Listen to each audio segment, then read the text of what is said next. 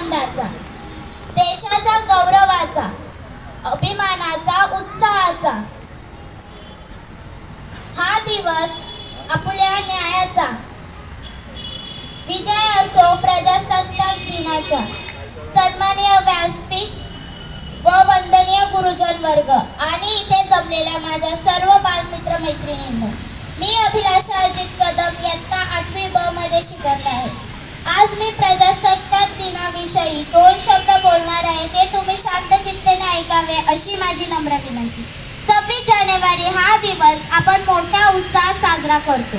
हा दिवस सर्वांसाठी खूप आनंदाचा, उत्साहाचा आणि अभिमानाचा आहे।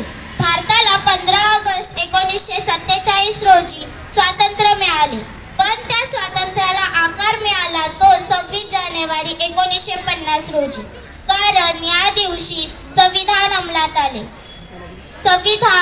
भारताचे संविधान हे डॉक्टर बाबासाहेब आंबेडकर यांनी लिहिले। भारताचे संविधान निर्माण होण्यासाठी 2 वर्ष 11 महिने 18 दिवस लागले। त्या दिवशी प्रजेची सत्ता सुरू झाली। भारताचे संविधान हे जगातील सर्वात मोठे लिखित संविधान आहे। भारताला स्वातंत्र्यासाठी अनेक क्रांतिकारकांनी आपले जीवन समर्पित केले आणि आजही भारताच्या सीमेवर आपले सैनिक अहोरात्र मातृभूमीच्या सेवेसाठी सज्ज आहेत। संविधानामुळे आपले राष्ट्र सार्वभौम व प्रजासत्ताक राष्ट्र बनले। म्हणून 26 जानेवारी हा दिवस आपण प्रजासत्ताक दिन म्हणून साजरा करतो। शेवटी जाता जाता मी एवढेच म्हणेन,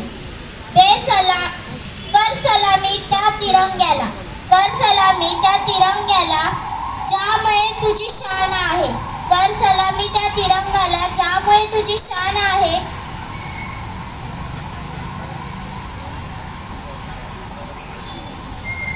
तूच आमचा अभिमान आहे, तूच आमची शान आहे। जय हिंद, जय